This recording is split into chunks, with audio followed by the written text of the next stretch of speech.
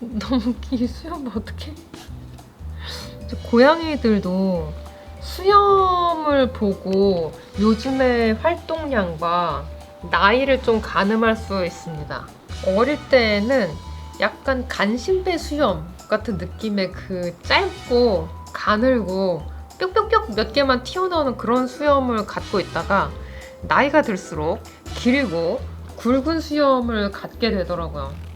약간 우리 토토가 어릴 때 수염이 진짜 간신배가 같았는데 얌생이 수염. 무르도 그랬던 것 같아요. 근데 어느 날부터 이제 중년에 접어들면 이런 수염을 갖게 되는 거죠. 길게. 근데 이렇게 긴 수염을 온갖 말썽 부리는데 사용하면 디디처럼 짧아지는 거고, 그냥 누워가지고 대굴거리기만 하면 이렇게 길어집니다. 안 끊어져서. 심지어는 눈썹도 겁나 자라서 머리를 어디다 이렇게 들이밀고 막 부비고 그런 걸 안 하면 이렇게 길게 자라요. 고양이들이 막 벽에 막 문지르고 그러잖아요. 그러면은 이 부위를 많이 문지르기 때문에 얘도 좀 떨어지거든요. 진짜 얘 만져도 진짜 너 자세히 살펴보면 진짜 웃겨. 뭔가 뿔처럼 막 이렇게 잔뜩 솟아있어. 짱! 겁나 긴 수염. 뭔가 그 하얀색 바탕으로 이렇게 대보면 웃길 것 같아. 진짜 안 하나봐 아무것도. 디디 한번 데려와 볼까? 수염이 양쪽 길이가 다릅니다. 주로 여기까지 있어, 여기까지.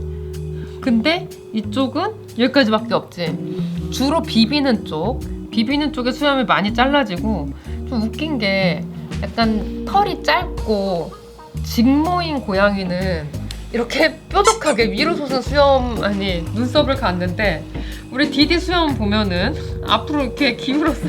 옆으로도 아니고 아래로 내려가. 귀찮다. 디디는 인상 쓸 거다. 고양이 인상 써. 흰 털에 흰 수염이라 잘 안 보이지만 최근 수술을 하고 나서 활동성이 떨어져서 수염이 엄청나게 길어져 있는 상태예요. 싫대. 귀찮아. 그리고 이제 우리가 뭔가 할 때마다 나타나서 아는 체를 하는 고양이, 그러니까 활동성이 많고 사람이랑 커뮤니케이션 자주 하려고 그러고 이런 고양이들은 보시면 수염이 좀 짧습니다. 자주 빠지고 자주 나는 애들이 수염이 짧더라고요. 약간 눈썹도 그렇게 길지 않아요. 모모도 직모 고양이라 눈썹이 하늘로 솟았죠. 뿅뿅 이렇게 위로 이렇게 솟았어요. 티티도 이제 수염이 약간 긴 편에 속합니다.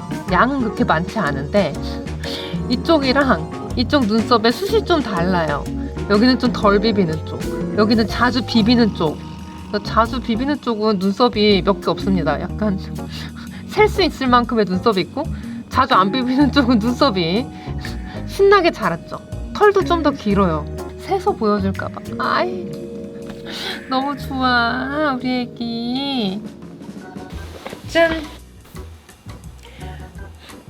우리 집에서 제일 어린 고양이 토토가 왔어요. 수염이 보시면 어른 고양이에 비해서 약간 짧아요. 근데 이것도 최근에 엄청 많이 길어진 거예요. 옛날에는 한 요 정도 길이의 수염이 뿅뿅뿅뿅 이렇게 나 있었죠. 눈썹도 생겨, 나이 들면 이렇게 많이. 그 고양이가 수염으로 거리를 뭐 계산하고 어쩌고 이렇게 얘기를 많이 하는데, 야생에서의 고양이라면 수염이 되게 큰 역할을 할 수도 있을 것 같은데, 집 고양이는 뭐 맨날 보는 풍경이니까 집안에서의 거리감, 이게 고양이한테 크게 영향이 없는 것 같기도 하고, 끊어줘도 그냥 이렇게 하는 거 보면은 사실 한 70% 장식에 30% 정도의 기능이 있지 않나. 자기가 신경 쓰는 게 있거나 공격하기 직전에 보면은 여기가 이렇게 부풀면서 수염이 앞으로 이렇게 딱 당겨져요. 이제 루루 같은 게 그런 게 되게 눈에 잘 띄는데, 그게 이제 사냥에 어떤 역할을 하냐면은, 이 뭐 사냥할 수 있어? 약간 의지를 보여주는 퍼포먼스 같은 느낌이 살짝 있습니다.